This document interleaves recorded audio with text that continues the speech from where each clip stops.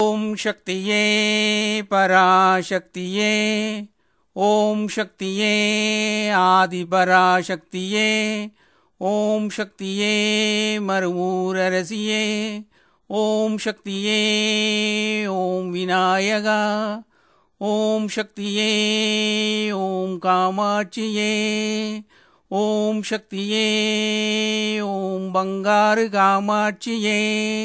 குருவடி சரணம், திருவடி சரணம். வழமை போல் இன்றும் ஆன்மீக அலை என்ற நிகழ்ச்சியில் 27 கேஸ்பிரிட்ஜ் கோட் யூனிட் 2 இருக்கும் கனடா ஓம் சக்தி மன்றத்தில் இருந்து இந்த நிகழ்ச்சியை எடுத்து வருபவர் சக்தி கருணாகரன்.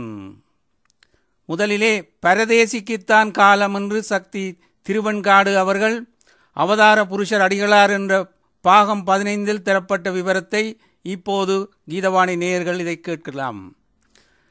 திருவார் திருவாய் திருமேனியராய் குருவாய் இந்த மருவூர் வந்து தாயாயாகி தயவுகள் காட்டி அருள்நெறி வளர்க்கும் அன்னை ஆதி பராசக்திக்கு இந்த யுகத்திலே இந்த ஜகத்தில் பேர் அருள் திரு பங்காரு அடிகளார். செந்தமிழ் மந்திரம் செவ்வாடை திருக்குலம் தாயினர் வழிபாடு தன்னருள் வெளிப்பாடு அருள்வாக்கு தேனமுதம் கேட்டறிய கண்டறிய கேட்டு அறியாத கண்டு அறியாத அற்புதங்கள் நினைவால் கனவால் நினைத்த உருவெடுத்தல் நெடுந்தொலைவுக்கென வெளிப்பயணத்தால் நெஞ்சுருகி நினைப்பவரின் நெடுந்தூரம் நீக்குகிற அருளாற்றல் பாமரர் போல் தோற்றம் பகவான் போல் ஏற்றம் இந்த யுகத்திலே இணையில்லாத அவதாரத்திற்கு கோபாலர் பெருமகனாரும் மீனாம்பிகை திருமகளாரும் இட்ட பெயர் பங்காரு. குருவின் பெயரை வாயால் சொல்லக்கூடாது என்பது விதி. எனவே அடிகளார் என அன்பாக அழைப்போம். மாதா பிதா குரு தெய்வம் என்பது மரபுவழி நம்பிக்கை. ஆனால் மேல்மருவத்தூரில் தெய்வத்தின் தெய்வமான ஆதிபராசக்தி தெய்வம் பிதாவின் உருவந்தாங்கி மாதாவின் செயல்தாங்கி குருவடிவாக வந்து திருவடி நீட்டுகின்றது, தேற வழிகாட்டுகின்றது. இதுதான் மேல்மருவத்தூர் அற்புதம், மேல்மருவத்தூர் அனுபவம். ஆனால் கண்ணுக்கும் கருத்துக்கும் எட்டாத கருப்பொருளான கருணை தெய்வம் அடிகளார் என்னும் கார்மேனி கொண்டு உலவுகின்ற போதுதான் தன் மேன்மைக்கும் மேன்மையான பரம்பொருள் நிலையை காட்டிக்கொள்ளுவதே கிடையாது. என்றாலும் சிற்சில வேளைகளிலே மேம்போக்காக சொல்லுகின்ற சில வார்த்தைகளில் மேன்மையும் பரத்துவமும் வெளிப்படுவது போல உண்டு. உணர்வார் உணர்வரும் உபதேசங்களே அவை, உணர்வார் உணர வரும் உபதேசங்களே அவை. ஒரு முறை தஞ்சை மாவட்ட பொறுப்பாளர்களோடு ஆசி பெற அந்த தொண்டனும் சென்றிருந்தான். அந்த பொறுப்பாளர்களில் ஒருவர் பல நிறுவனங்களை திறம்பட நிர்வகித்து தற்போதும் ஒரு பெரிய நிர்வாக பொறுப்பை ஏற்றிருப்பவர். இன்னொருவர் ஒரு ஆராய்ச்சி மையத்தில் பொறுப்பு மிகுந்த ஆராய்ச்சி அலுவலகர். ஒரு முதுநிலை பட்டம் பெற்ற பெண் மருத்துவர், இரு தொழில் முனைவோர், ஒரு கல்லூரி பேராசிரியர், இன்னும் பலர். அடிகளார் சொன்னார்கள், சார், நீங்கள் எல்லாம் எவ்வளவு படித்தவர்கள், எவ்வளவு பெரிய நிர்வாகிகள், பெரிய உத்தியோகம் பார்ப்பவர்கள். நீங்கள் இந்த சிவப்பு ஆடையை கட்டிக்கொண்டு அலைவதால் உங்களையெல்லாம் சாதாரணமாய் பரதேசி ஒன்று என்றுமில்லாதவன் என்று நினைக்கிறாங்க. நீங்களாம் இனிமே நீங்க யார் யார் என்று சொல்லிக் கொள்ளுங்க என்று சொல்லிக்கொண்டே வந்தவர்கள் ஒரு இடைவெளி, அதாவது ஒரு போஸ் கொடுத்து சொன்னார்கள், சார், இனிமேல் பரதேசிக்குத்தான் சார் காலம். பரதேசிக்குத்தான் என்று சொன்னபோது சைகையோடு சைகையாக தன்னை காட்டிக் கொண்டார்கள். அங்கேதான் சொல்ல வேண்டியதை சொன்ன சூக்குமம் இருக்கின்றது. பரதேசிக்குத்தான் என்று சொன்னபோது சைகையோடு சைகையாக தன்னை காட்டிக் கொண்டார்கள். அங்கேதான் சொல்ல வேண்டியதை சொன்ன சூக்குமம் இருக்கின்றது. தன் தொண்டர்களை உலகியல் ரீதியாக கூட சாதாரணமானவன் என்று யாரும் எண்ணிவிடக்கூடாது என்னும் தாய்மை தவிப்பு ஒருபுறம் வெளிப்பட்டது.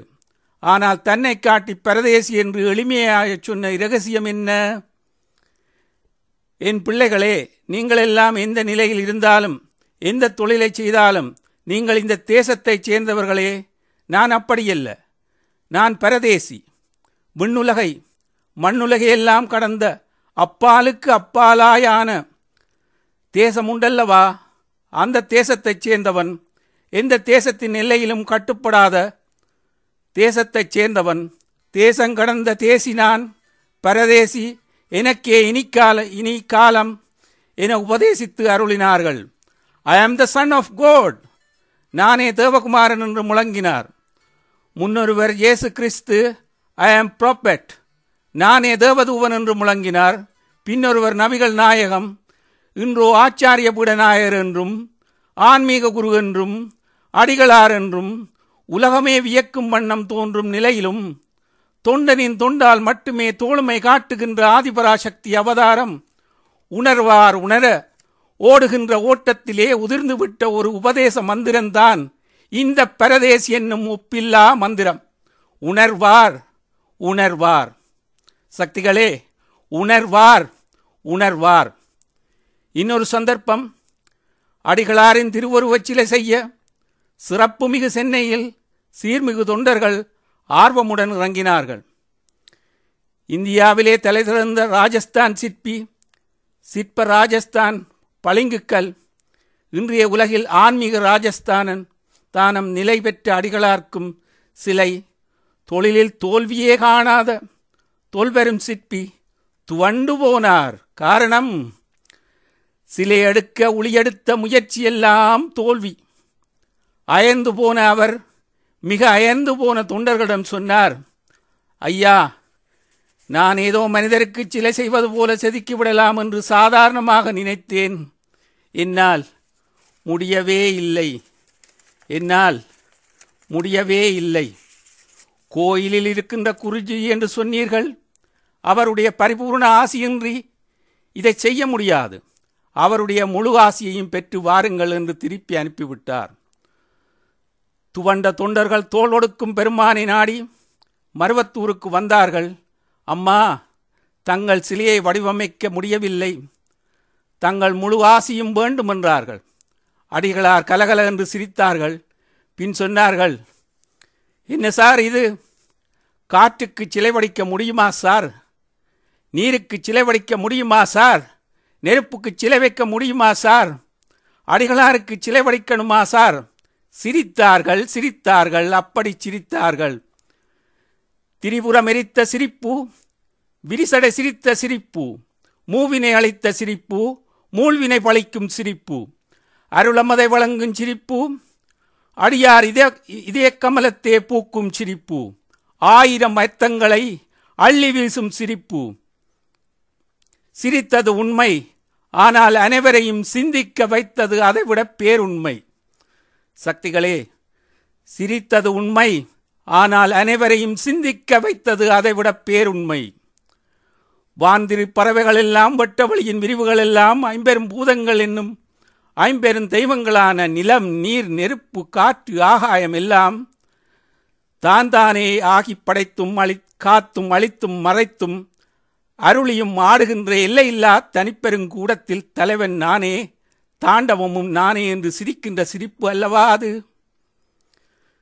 அன்னை ஆதிபராசக்தி இல்லாத இடம் ஏது? 50 சக்திகள் இல்லாத இடம் எது? அண்டம் பிண்டம் ஓரறிவு முதல் 6 அறிவும் அதற்கு மேலறிவும் ஆனாலும் அனுபவிப்பது எது? அது இல்லாத இடம் எது? எல்லா இடத்திலும் இருப்பது எது? எல்லாம் அறிந்தது எது? எல்லாம் வல்லது எது?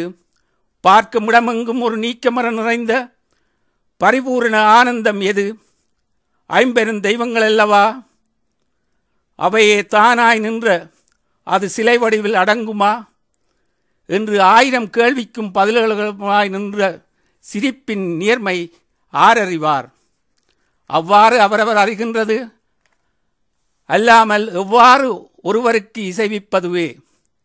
புரிதோர் சமயம் இருமுடி அணிந்து இந்த ஆண்டு 94ஆம் ஆண்டு தைப்பூசத்தை ஓட்டி சென்றிருந்த சமயம், அடிகளார் இல்லத்திலிருந்து சித்தர் பீடத்திற்கு புறப்பட்ட போதே தரிசனம் கிடைத்தது. ஒரு 100 தொண்டர்கள் நின்றிருந்த போது அவனுக்கு மட்டும் நான் போய் வரட்டுமா என்றார் சமிக்ஞையில் அடிகளாரிடத்திலிருந்து கிடைத்தது. நீயும் வருகிறாயா என்று கேட்டதாகவே அவனுக்கு தோன்றியது. ஓரிரு பாதுகாவலர்கள் ஒரு பக்கமும் அவன் ஒரு பக்கமும் தொடர்ந்தார்கள். சாலை வரை அவனிடத்தில் பேசாமல் வந்த அடிகளார் அவனிடம் திரும்பி, என்ன அம்மா, மேட்டூர் அணையை நிரப்பிவிட்டதா? சந்தோஷந்தானே என்று கேட்டார்கள். அவன் சொன்னான், அம்மா, அணை நிரம்பி விட்டது. அம்மா அருளுக்கு நன்றி. ஆனாலும் மாவட்டத்தில் தஞ்சை மழை மிக அதிகம், புயல் சீற்றம் அதைவிட அதிகம் ஆகி போச்சுதம்மா என்றான். அம்மா ஆன அடிகளார் சொன்னார்கள், ஆனாலும் அம்மா காப்பாற்றி இருக்கு தெரியும் இல்லே. அவன் சொன்னான், ரொம்ப நன்றி அம்மா, இனிமேலும் அம்மா தான் எல்லாவற்றையும் காப்பாற்றணும் அம்மா. அடிகளார் சொன்னார்கள், இயற்கை தான் காப்பாற்றணும். இப்போதும் அதே சைகை இயற்கைதான் என்னும் போது தன்னை நோக்கிய சைகை. இயற்கை தான் தானே, இயற்கையின் இயற்கையெல்லாம் தான் தானே. இனி இந்த உலகை காக்க வந்ததும் தானேதான். காப்பாற்ற வேண்டும் என்ற குறிப்பும் காப்பாற்றுவேன் என்ற உறுதியும் தோற்ற தன்னை இயற்கை என்றே உபதேசிக்கும் இயற்கையை எவர் உணர்வார், எவர் அறிவார்? இயற்கையே ஆனவர் எவரோ அவரே அறிவார். அறிவற்று அறியாமையும் அற்ற நிலையிலான இயற்கை அறிவாரே அறிவார். அதை அறியார் அறியார், அதை அறியார் அறியார். நமக்கு ஏது வழி?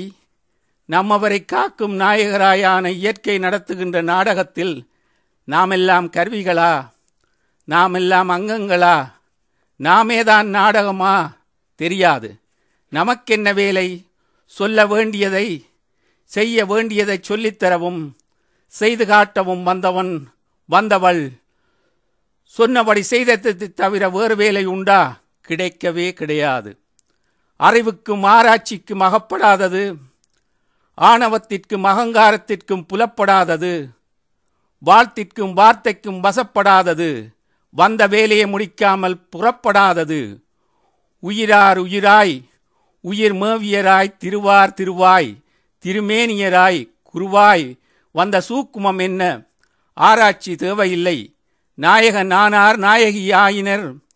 நாயகன் நாயகி ஆனது ஏன் என நான் நிலத்து உள்ளோர் யாவரும் அறியார். நாம் அறிவோம் என்பது நல்லறிவாகுமோ? மருவூர் மன்னா மருவூர் மன்னா, திருவூர் தேவே, திருப்புகழ் கேட்டும் தெய்வத் திருவே, ஒரு புகழ் உரைப்பேன் உரை கேளாயே என்று அவனாகி வந்த அவள் புகழ் பாடுவோம். தாயாயான தயவே உறவே, தானாகவே தாயாயாகும் தன்மை உண்டு என்பதால் தாயாய் வந்தவர் தயவுகள் தேடியே தாயாயான தயவுகள் அறிந்து ஆடுவோம். உருப்பட வழி தேடுவோம். அதை விடவும் பெரிதாக நமக்கென்ன வழி, நமக்கென்ன வேலை? ஓம் சக்தி என்று இங்கே சொல்லுகின்றார்கள். சக்திகளே, இப்போது இந்த பாடலை கேளுங்கள்.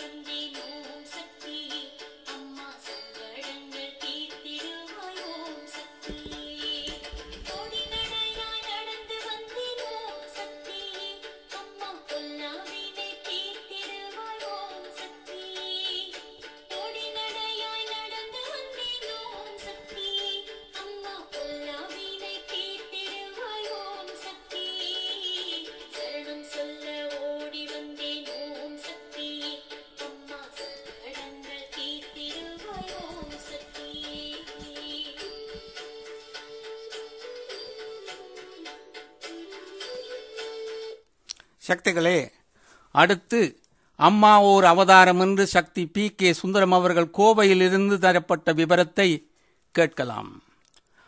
அபூர்வமான நேரங்களில் விண்ணுலகத்திலிருந்து ஓர் உயர்ந்த ஆத்மா மண்ணுலகத்திற்கு இறங்கி வருகின்றது. அந்த ஆத்மா மனித உருவெடுத்து இந்த உலகத்தில் நடமாடுகின்றது. மனித உருவெடுத்து நடமாடினாலும் சக மனிதர்களிடையே சுகதுக்கங்களில் பங்கு கொண்டாலும் தான் யார் என்பதை மறப்பதில்லை. தான் எங்கிருந்து வந்தோம் என்பதை மறப்பதில்லை. தான் எந்த காரியத்திற்காக வந்தோம் என்பதை மறப்பதில்லை. தன்னுடைய தெய்வீகத்தன்மையை மறப்பது இல்லை. அந்த மனித உருக்கொண்ட மகானை நாம் யாரோடும் ஒப்பிட முடியாது. அவர் எல்லாவற்றையும் கடந்து வந்தவர், எல்லாவற்றையும் சாதிக்க வல்லவர். அவர் புனிதமானவர், ஓர் உன்னத நோக்கத்தோடு வந்தவர், ஒரு முனைப்போடு தான் சாதிக்க வந்ததை நினைத்து கொண்டு செயல்படுபவர். அவர் வேறு யாரோடும் ஒப்பிட முடியாதவர். அவர் இந்த உலகைச் சேர்ந்தவர் அல்ல. ஒளிமயமான அவர் வேறொரு உலகத்திலிருந்து வந்து கலியுகத்தில் இவ்வுலகத்தை கடைத்தேற்ற வந்தவர். அவர்தான் மருவத்தூர் மகான் அருள்திரு அடிகளார் அவர்கள். அமெரிக்காவிலே பிலடெல்பியா மாகாணத்திலே லான்ஸ்டேல் என்னும் இடத்திலே வசித்து வந்தவர் திருமதி செல்லம்மாள் தியாகராஜன். அவரது கணவர் ஒரு மருந்து கம்பெனியிலே முக்கிய பங்கு வகிப்பவர். இருவரும் தமிழ்நாட்டில் உள்ள சேலத்தைச் சேர்ந்தவர்கள். திருமதி செல்லம்மாள் ஒரு மருத்துவ விடுதியிலே செவிலியராக வேலை பார்த்து வந்தவர். அவர்களுக்கு 3 குழந்தைகள். திருமதி செல்லம்மாள் கனவிலே ஒரு நாள் திடீரென்று யாரோ தன் தாலியை பிடித்து இழுப்பது போலவும் அந்த தாலி கீழே விழுந்து சிதறுவது போலவும் கனவு கண்டார். 3 முறை இந்த மாதிரியான கனவுகள் வந்தபோது அவர் மனமும் மிகவும் நொந்து போனார். கணவருடைய உயிருக்கு ஆபத்து ஏற்படுமோ என்ற பயம் வேறு அவரை உறுத்தி கொண்டிருந்தது. இதற்கிடையில் ஒரு நாள் அவர் கனவிலே தெய்வீக அழகு பொருந்திய 10 வயது பெண்ணொருத்தி தோன்றி, நீ நான் இருக்கும் இடத்திற்கு வா, உன்னுடைய குறையை தீர்த்து வைக்கின்றேன் என்று சொல்லுகின்றாள். திரு தியாகராஜனுக்கு ஒரு நாள் ஒரு கடிதம் வருகின்றது. அவருக்கு அந்த கடிதத்தை யார் அனுப்பினார்கள் என்ற விலாசம் இல்லை. அந்த கடிதத்தை திறந்து பார்த்த போது அந்த கவருக்குள்ளே மேல்மருவத்தூர் அம்மனுடைய கருவறை படம் இருந்தது. அந்த கடிதத்தை அனுப்பியவருடைய விலாசம் இல்லை. இது அவர்களுக்கு மிக ஆச்சரியமாக இருந்தது. திருமதி செல்லம்மாளும் அவருடைய 10 வயது மகனும் ஒரு திருமணத்திற்காக இந்தியாவில் உள்ள சேலத்திற்கு செல்ல வேண்டியிருந்தது. சேலம் செல்லும் வழியிலே மேல்மருவத்தூருக்கும் செல்லலாம் என்று முடிவெடுத்தார்கள். சென்னை சர்வதேச விமான நிலையத்தில் இறங்கி ஒரு காரை எடுத்துக்கொண்டு மேல்மருவத்தூருக்கு சென்றார்கள். மேல்மருவத்தூர் சென்று சேரும்போது மாலை 6 மணி. அவர்கள் இருவரும் காரில் இருந்து இறங்கி ஓம் சக்தி மேடையை சுற்றி வரும்போது ஒரு பாதுகாப்பு காவலர் அவர்களை நோக்கி ஓடி வந்தார். திருமதி செல்லம்மாவை நோக்கி, உங்கள் பெயர் செல்லம்மாள் தியாகராஜன் என்று நினைக்கின்றேன். உங்களை அம்மா அழைக்கின்றார்கள். நீங்கள் என்னுடன் அம்மா அவர்கள் வீட்டிற்கு வாருங்கள் என்று அழைத்தார். திருமதி செல்லம்மாளுக்கு தாங்கொண்ணாத வியப்பு. தன்னை யாருக்கும் தெரியாத போது தன்னை எப்படி பேர் சொல்லி அழைத்தார்கள் என்று அந்த காவலருடன் அம்மா அவர்கள் இருவரும் சென்றனர். அந்த வீட்டில் இருந்து 50 வயது மதிக்கத்தக்க ஒரு ஆண்மகனார் வெளியே வந்து, தாங்கள் தானே திருமதி செல்லம்மாள் தியாகராஜன், அமெரிக்காவிலிருந்து வந்திருக்கிறீர்கள். நீங்கள் என்னை என் அலுவலகத்தில் சந்தித்து பேசித்துவிட்டு அருள்வாக்கு கேட்டுவிட்டு அதன் பின்னர் அமெரிக்காவுக்கு செல்லலாம் என்று சொல்லிவிட்டு வீட்டிற்குள் சென்று விட்டார். திருமதி செல்லம்மாளுக்கு வியப்பு தாங்கவில்லை. தன் பெயரையும் தான் எந்த நாட்டிலிருந்து வந்திருக்கின்றோம் என்பதையும் சரியாகச் சொல்லி தன்னை அழைத்த அந்த ஆண்மகனார் யார் என்று கோவிலுக்கு வந்து விசாரித்த போதுதான் சொன்னார்கள், அவர் வேறு யாரும் இல்லை, அன்னையின் உருவில் நடமாடும் ஆன்மீக குருவடிகளார் என்று. அவர் வேறு யாரும் இல்லை, அன்னையின் உருவில் நடமாடும் ஆன்மீக குரு அடிகளார் என்று. அடுத்த நாள் காலை அன்னையிடம் அருள்வாக்கு பெற்றார்கள். அப்போது அன்னை சொன்னாள், நான் தான் ஒரு பெண் குழந்தை உருவில் உனக்கு காட்சி கொடுத்தேன். உன் கணவன் உயிருக்கு நேரவிருக்கும் ஆபத்திலிருந்து அவனை காப்பாற்றுகின்றேன். உன் மாங்கல்யமும் குங்குமமும் நிலைக்கும். உனது குடும்பத்தை நான் பார்த்துக் கொள்ளுகின்றேன். நீ அமெரிக்காவில் ஆதிபராசக்தி மன்றம் ஆரம்பித்து நடத்து. நீ அந்த நாடு முழுவதும் சென்று பிரச்சாரம் செய்ய வேண்டும் என்று பணித்தார்கள். ஆன்மீக குருவை அவர்களுடைய அருட்கூடத்தில் சந்தித்த போது அவர்களும் இதையே வலியுறுத்தினார்கள். மேல்மருவத்தூரிலிருந்து ஒரு படம் வாங்கிச் சென்று அமெரிக்காவில் ஆதிபராசக்தி மன்றம் ஒன்றை ஆரம்பிக்க சொன்னார்கள். திருமதி செல்லம்மாளும் மிகப்பெரிய படம் வாங்கினார். வாங்கிய பின் தான் நினைத்தார், இவ்வளவு பெரிய படத்தை ஏர் இந்தியா விமானத்துக்குள் எப்படி எடுத்துச் செல்லுவது என்று. அவர்கள் இதை பற்றி நினைத்து கொண்டிருக்கும் போதே ஆன்மீக குரு அவர்கள் செல்லம்மாளை அழைத்து, நீ பெரிய படமாயிற்றே, எப்படி கொண்டு போவது என்று கவலைப்படாதே, விமானத்தில் இந்த படத்தை கொண்டு செல்ல அனுமதிப்பார்கள் என்றார்கள். தன்னுடைய ஒவ்வொரு எண்ணமும் அம்மா அவர்களுக்கு தெரிகின்றது என்று ஆச்சரியப்பட்டு போனார் திருமதி செல்லம்மாள். அதன் பின்னர் ஆன்மீக குருவிடம் விடைபெற்றுக் கொண்டு சென்னை சர்வதேச விமான நிலையத்திற்கு திருமதி செல்லம்மாளும் அவர்கள் மகன் பாபுவும் வந்து சேர்ந்தார்கள். அவர்களுடைய பெட்டிகள் எல்லாம் ஏர் இந்தியா விமானத்தில் ஏற்றி விட்டார்கள். ஆனால் அம்மாவின் படத்தை அவர்களுடைய இருக்கைக்கு அருகே வைத்துக்கொள்ள அனுமதிக்க மறுத்துவிட்டார்கள். திருமதி செல்லம்மாள் அங்குள்ள அதிகாரியிடம் இவ்வளவு வாதித்து பார்த்தார்கள். பயனில்லை. விமானம் புறப்பட வேண்டிய நேரமும் நெருங்கிற்று. இவர்கள் இருவரை தவிர எல்லோரும் விமானத்தில் ஏறிவிட்டார்கள். திருமதி செல்லம்மாள் ஆதிபராசக்தியை மனமுருகி வேண்டிக் கொண்டார்கள். அப்போது ஏர் இந்தியாவின் மேலாளர் ஒருவர் அங்கு வந்தார். என்ன பிரச்சனை என்று விசாரித்தார். அதன் பின்னர் வேறொரு அதிகாரி அழைத்து, திருமதி செல்லம்மாள் எங்கு அந்த படத்தை கொண்டு செல்ல வேண்டுமோ அந்த இடத்திற்கு கொண்டு செல்ல ஏற்பாடு செய்யுங்கள், இனியும் தாமதம் செய்யாதீர்கள் என்று சொல்லிவிட்டு போய்விட்டார். திருமதி செல்லம்மாளுக்கு தன் காதுகளையே நம்பவில்லை. அன்னைக்கு ஆன்மீக குருவிற்கு நன்றி சொல்லியே அவரும் அவரது மகனும் விமானத்தில் ஏறினார்கள். அவர்கள் அமெரிக்காவிலே நியூயார்க் விமான நிலையம் வந்தடைந்த போது அங்கு சரியான மழை பெய்து கொண்டிருந்தது. படத்தை விமான நிலையத்திலிருந்து எப்படி வெளியே எடுத்து காரில் ஏற்றுவது என்ற பிரச்சனை வந்தபோது அங்கிருந்த விமான பணியாளர்கள், நாங்கள் அந்த படத்தை எடுத்து வருகின்றோம் என்று சொல்லி ஒரு பிளாஸ்டிக் கவரிலே சுற்றி படத்தை காரில் ஏற்றினார்கள். அதன் பிறகு ஃப்ரேம் போட வேண்டுமென்று ஒரு படக்கடையை அணுகிய போது அதனுடைய உரிமையாளர் அதற்கு ஒரு வாரமாகும் என்று சொன்னார். அதன் பின் அம்மனின் படத்தை பார்த்தபோது என்ன தோன்றியதோ தெரியவில்லை. 2 மணி நேரத்திலே வேலையை முடித்து தருகிறேன் என்று சொன்னார்கள். ஒரு நல்ல நாள் பார்த்து திரு தியாகராஜன் கார் நிறுத்தும் இடத்தை கராச்சை பூசையறையாக மாற்றி ஆதிபராசக்தி மன்றத்தை ஆரம்பித்தார்கள். அமெரிக்க மண்ணிலே முதல் ஆதிபராசக்தி மன்றம் இப்படித்தான் ஆரம்பமாயிற்று.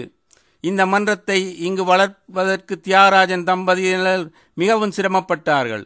வீடு வீடாகச் சென்று பூஜை நடத்தி, இயக்கம் பற்றி சொற்பொழிவு செய்து, பிரச்சாரம் நடத்தி எல்லோரையும் அழைத்து பூஜையில் கலந்து கொள்ளச் செய்தார்கள். அன்னையும் அவர்கள் பூஜை அறைக்கு நாக உருவில் வந்து அங்கு கிண்ணத்தில் வைத்திருந்த பாலை அருந்திவிட்டு சென்றாள். அவள் அங்கு நாக உருவில் வந்ததற்கு அடையாளமாக தன் உருவத்தை ஒரு தட்டிலே பதித்து விட்டு சென்றாள். அந்த தட்டை இப்போது பார்த்தாலும் ஒரு நாகம் வந்து சென்றதற்கான அடையாளம் தெரியும்.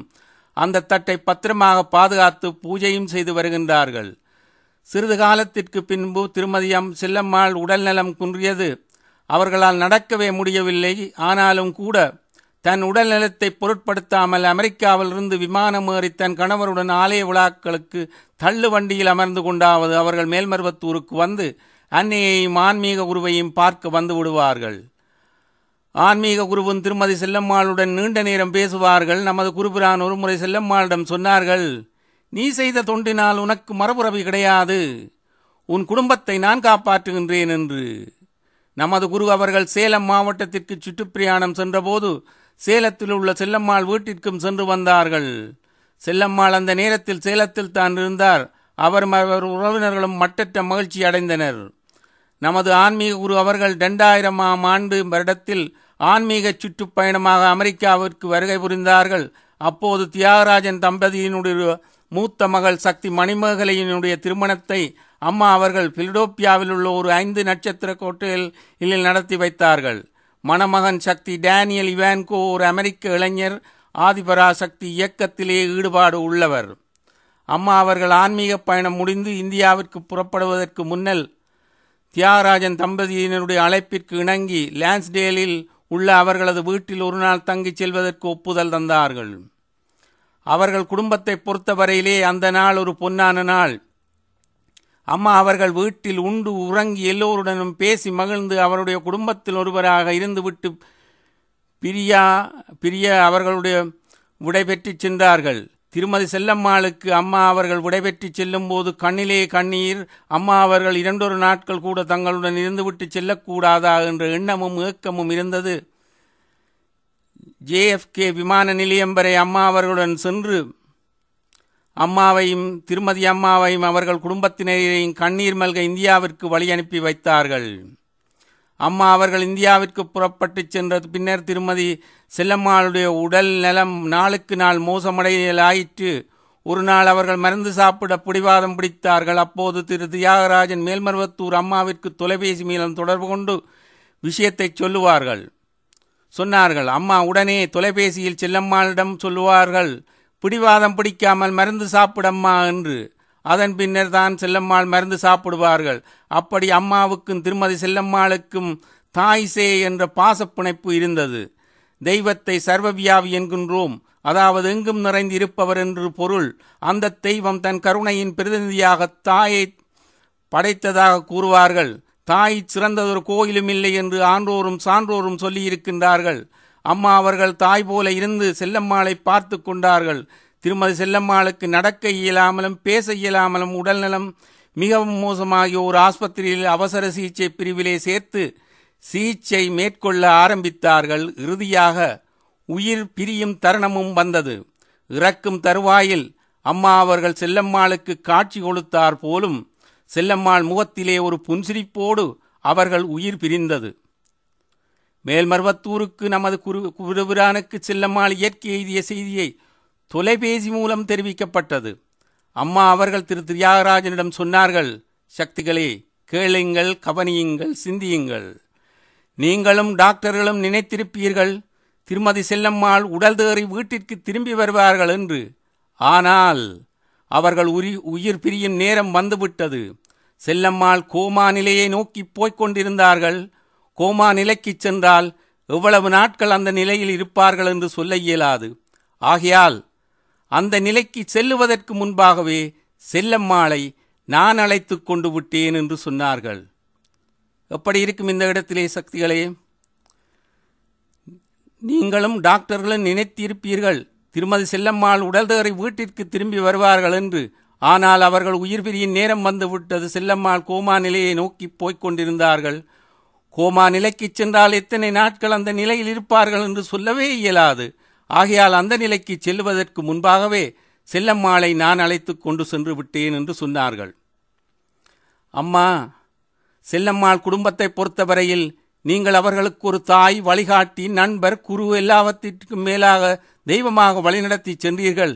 அதை மறக்க இயலுமா? செல்லம்மாள் குடும்பத்திற்கு மட்டுமல்ல, எங்கள் எல்லோருக்கும் நீங்கள் தாய்தானே அம்மா. அம்மா, நீ பிறந்த இந்த நாடு புண்ணியம் செய்திருக்க வேண்டும். நீ வாழுகின்ற இந்த காலத்திலே நாங்களும் வாழ நாங்கள் புண்ணியம் செய்திருக்க வேண்டும். உன் காலடியில் இருந்து பணியாற்றுவதற்கு நாங்கள் தவம் செய்திருக்க வேண்டும்.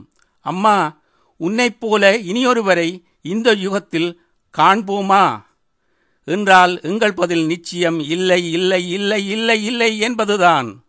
ஓம் சக்தி அம்மாவே சரணம் அம்மா என்று இங்கே சொல்லப்படுகின்றது. சக்திகளே, இதுவரை நேரமும் இந்த நிகழ்ச்சியை செவிமடுத்த அனைவருக்கும் நன்றியை சொல்லி விடைபெற்றுக் கொண்டிருப்பவர் சக்தி கருணாகரன். இதோ இந்த பாடலின் மிகுதியை கேளுங்கள்.